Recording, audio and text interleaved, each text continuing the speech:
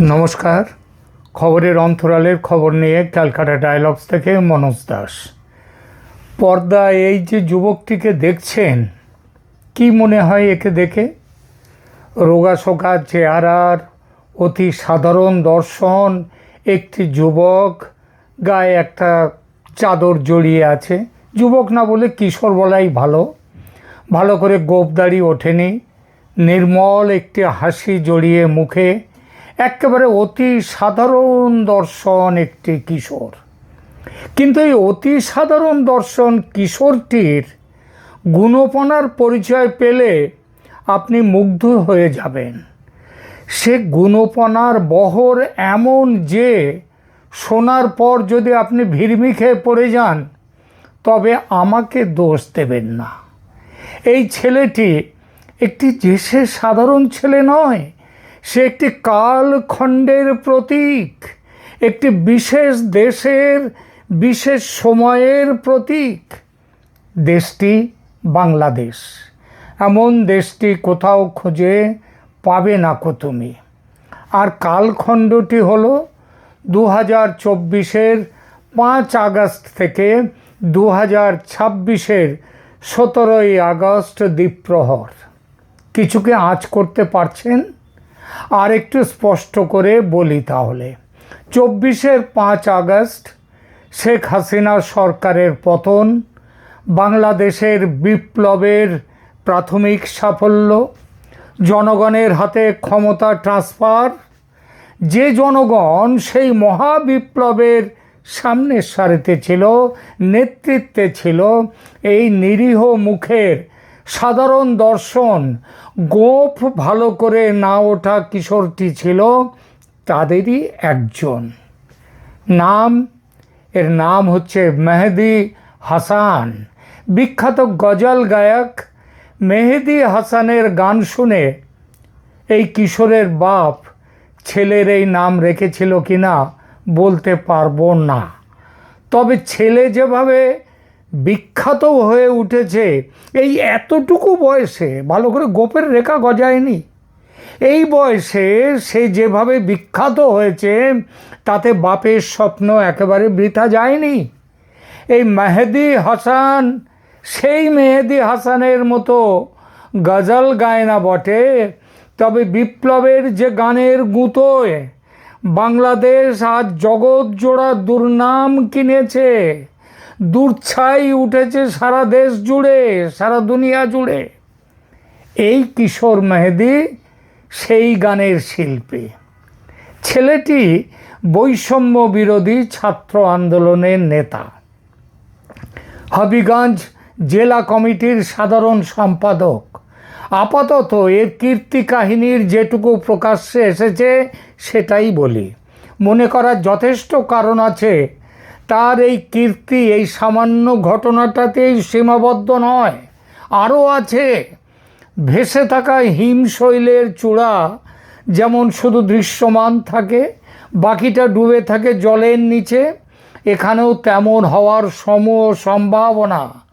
আসবো সে কাহিনীতে, তবে তার আগে বলি হঠাৎ সংবাদ শিরোনামে কি করে এলো ছেলেটি সেইটা। খবরটা আমার চোখে প্রথম এলো আজকের মানব জমিন পত্রিকা থেকে। পত্রিকার হেডলাইন সংবাদ, বৈষম্য বিরোধী ছাত্রনেতা মেহেদি হাসান ভারতের দিল্লিতে, অভিযোগ নিরাপত্তাহীনতার। কি সুন্দর সংবাদ বলুন! যেন একটা মহান ব্যক্তি, বৈষম্য বিরোধী ছাত্রনেতা দিল্লিতে এসছে, এখানে নিরাপত্তা পাচ্ছে না, এইটা অভিযোগ, আর কোনো গল্প নেই। কিন্তু বিস্তারিত সংবাদে তো আর পুরোটা চাপা যায়নি। সেখানে কি লেখা হয়েছে সেটা একটু পড়ি। একেবারে যা লেখা আছে সেইটাই পড়ি। বাংলাদেশের বৈষম্য বিরোধী ছাত্রনেতা মেহেদি হাসান এই মুহূর্তে ভারতের রাজধানী দিল্লিতে অবস্থান করছেন। একটি ধারণকৃত ভিডিওতে তাকে দিল্লির ডিএফএস সেন্টারে দেখা গেছে। 17ই ফেব্রুয়ারির এই ভিডিও সমাজ মাধ্যমে ছড়িয়ে পড়ার পর তিনি হুমকি ফোন পাচ্ছেন বলে অভিযোগ করেছেন। নিজে নিরাপত্তাহীনতায় রয়েছেন বলে জানিয়েছেন। বাংলাদেশের হাই কমিশনেও তার উদ্বেগের কথা জানিয়েছেন বলে জানা গেছে। হাসিনা বিরোধী বিক্ষোভ চলাকালীন ছাত্রনেতা মাহাদি হাসান এক পুলিশ কর্মকর্তাকে খুনের ঘটনায় শিরোনামে উঠে এসেছিলেন। বানিয়াচক থানা ও এসআই সন্তোষ চৌধুরীকে পুড়িয়ে দেওয়ার ঘটনা সম্পর্কে বক্তব্য নিয়ে সমালোচনার মুখে তাকে গ্রেপ্তার করা হয়। পুড়িয়ে দেওয়া মানে পুড়িয়ে ছেড়ে দিয়েছে তা নয়, পুড়িয়ে মারা হবে কথাটা, সেই পুড়িয়ে মারার ঘটনায় তাকে গ্রেপ্তার করা হয়। আবার গ্রেপ্তার হওয়ার একদিন পরই জামিনও পেয়ে গিয়েছিল অভিযুক্ত ছাত্রনেতা। মাহাদির বিরুদ্ধে পুলিশের কাজে বাধা দেওয়ার অভিযোগে মামলা রুজু হয়েছিল। মামলাটা রুজু হয়েছিল কিন্তু পুড়িয়ে মারার সময় নয়। পরে তিনি থানায় গিয়ে পুলিশ অফিসারকে আঙুল তুলে তাকে রীতিমতো ধমকি দিয়েছিলেন। কি তেজ ভাবুন তো, গোপটেনি ভালো করে। যাই হোক, তো সেই অভিযোগে মামলা রুজু হয়। আচমকা তার ভারতে আসার খবর প্রচারিত হওয়ার পর প্রবল কৌতূহল তৈরি হয়েছে। তবে বিভিন্ন সূত্রে জানা গেছে ফিনল্যান্ডের ভিসার আবেদন করতে সে ভারতে এসেছে। সে কি পাস করেছে, এরই মধ্যে গোপটেনি, এরই মধ্যে কি লেখাপড়া শিখে ফেললো যে একেবারে ইউরোপে ফিনল্যান্ডে যাচ্ছে। আসলে সেটা এখানে লেখেনি, পালাচ্ছে, সেটা নিয়ে পরে আসছে। উল্লেখ্য, সংবাদে আরও লেখা হয়েছে, উল্লেখ্য বৈষম্য বিরোধী ছাত্র আন্দোলনের এক সদস্যকে পুলিশের হাত থেকে ছাড়াতে শায়েস্তাগঞ্জ থানায় গিয়েছিল সংগঠনটির হবিগঞ্জ জেলা শাখার সাধারণ সম্পাদক মাহাদি হাসান। এই যে ছাত্রটিকে ছাড়াতে গিয়েছিল তারও একটা ইতিহাস আছে। সে ছাত্রলীগের নেতা ছিল। ছাত্রলীগ কার? আওয়ামী লীগের ছাত্র সংগঠন। কিন্তু ওই সময়ে, বিপ্লবের সময়ে সে কি ছিল জানা যায় না। তবে পরবর্তীকালে তাকে পুলিশ ধরেছিল অপারেশন ডেভিল হান্টে।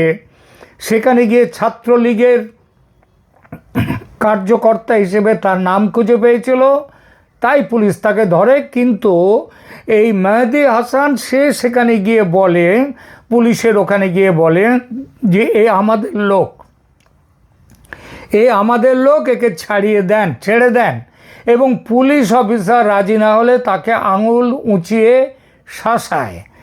তো এরপরে বলছে মানবজমিন, হাসিনা বিরোধী বিক্ষোভ চলাকালীন ঘটনা উল্লেখ করে তিনি বলেন, এইখানটায় তিনি নিজে মুখে বলছেন, বালিয়াচক থানায় কিন্তু আমরা পুড়িয়ে দিয়েছিলাম থানা।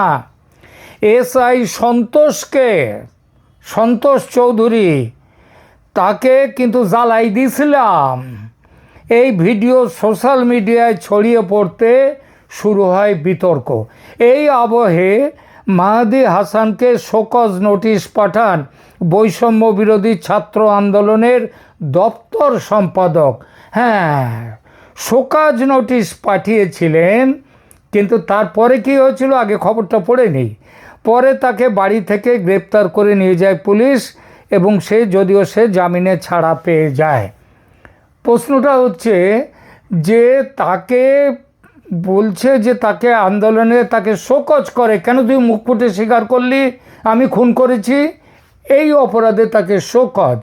কিন্তু শোকজ করা তো সেটা তো হয়ে গেল সামনাসামনি। আবার তাকে পুলিশ যাতে ছেড়ে দেয় তার জন্য থানা ঘেরাও হয়েছিল, সেটাও করেছিল এই দপ্তর, ওই যে বৈষম্য বিরোধী ছাত্র আন্দোলনের জেলা কমিটি। আবার তার জন্যে বিখ্যাত মাহাদি হাসান, তার জন্যে ঢাকাতেও পর্যন্ত বিক্ষোভ হয়, সেখানেও অবস্থান বিক্ষোভ করে বৈষম্য বিরোধী ছাত্র সংগঠন।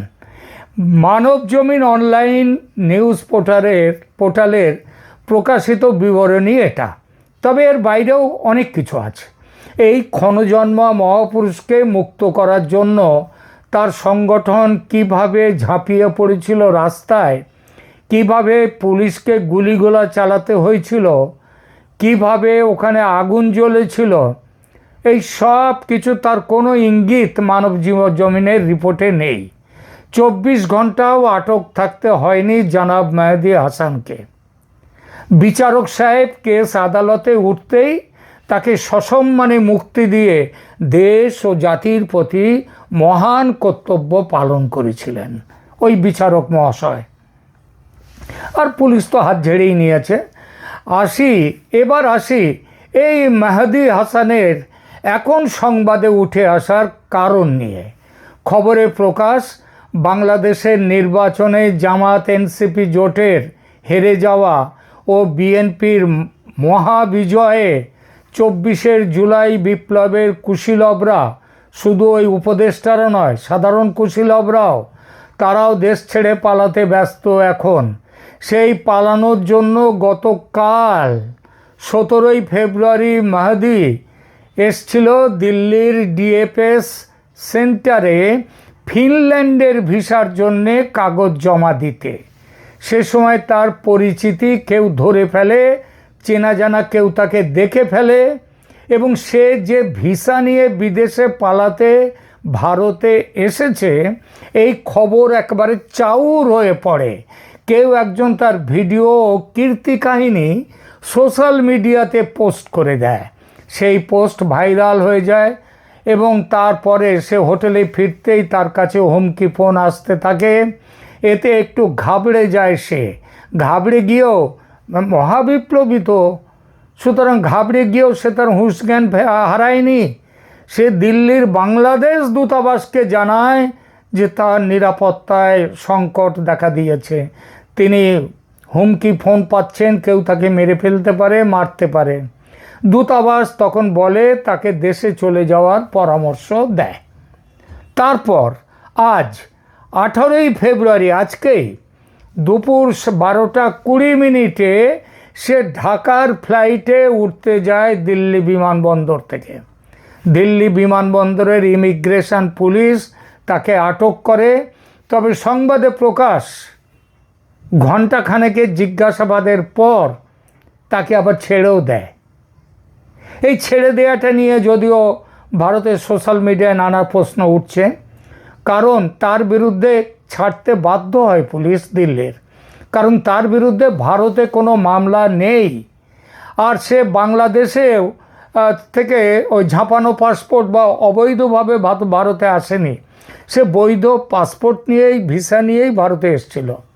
আর বাংলাদেশেও ফ্যাসিস্ট হাসিনার পুলিশ পুড়িয়ে মারার যে মহান কাজ যারা করেছে তাদের বিরুদ্ধে তো মামলা হবে না। তারা তো ইনডেমনিটি পেয়ে বিচার প্রক্রিয়ার ঊর্ধ্বে উঠে গেছে, তাদের কোনো বিচার হবে না। সুতরাং বাংলাদেশে বা মামলা কেন হবে? হ্যাঁ, সে পরে থানায় গিয়ে পুলিশকে ভয় দেখিয়েছে, এইটাই তো, পুলিশের সাথে বাজে ব্যবহার করেছে। কিন্তু এ তো আগুনের ছেলে, সে পুলিশের সাথে ঝগড়া না করলে হবে কি করে? আর দেশটা তো তখনও, মানে কয়েকদিন আগে পর্যন্ত দেশটা তো তাদেরই দখলে ছিল, তখনও তো বিএনপি জেতেনি এবং তারা তখনও সমানে রাজত্ব করে যাচ্ছে। সুতরাং মামলার প্রশ্ন বাংলাদেশে ছিল না। আর দিল্লি পুলিশ, এখানেও তো তার বিরুদ্ধে কোনো মামলা নেই। সুতরাং বিপ্লবের এই মহান সন্তানকে দিল্লি পুলিশ আটকাবে কোন আইনে? প্রতিবেদনের শুরুতে একটা কথা বলেছিলাম, হয়তো মনে আছে আপনাদের, বলেছিলাম এই ছেলেটা বাংলাদেশের এক বিশেষ কালখণ্ডের প্রতীক। কালখণ্ডটি হলো বিগত 18 মাস। শান্তির নোবেল জয়ী মহাপুরুষ, তিনিও আর এক ক্ষণজন্মা, যদিও বয়স 90-এর ধারে, কিন্তু তিনি এখনও 50 বছর বেঁচে দেশ শাসনের ইচ্ছা প্রকাশ করেছিলেন কিছুদিন আগেও। সুতরাং সেই দেশটিকে, শান্তির নোবেল জয়ী মহাপুরুষ ইউনূস দেশটিকে বিচারহীন কোন মৃত্যু উপত্যকায় পৌঁছে দিয়েছেন? বিচারহীন মৃত্যু উপত্যকা এখন বাংলাদেশ, এমন দেশটি কোথাও খুঁজে পাবে না কো তুমি। তাতে মেহেদী হাসানের এই কীর্তি কাহিনী সেটাই চোখে আঙুল দিয়ে দেখিয়ে দিচ্ছে যে দেশটাকে কি করেছেন মোহাম্মদ ইউনূস এবং এই তথাকথিত জুলাই বিপ্লব। এরপরে যদি বলেন কেউ মা কি ছিলেন আর কি হইয়াছেন, আমার বাংলাদেশ কি ছিল আর কি হয়েছে, কেউ খুব একটা ভুল হবে কি? কেমন লাগলো আপনাদের এই প্রতিবেদন দয়া করে জানাবেন, কমেন্ট করবেন। ধন্যবাদ।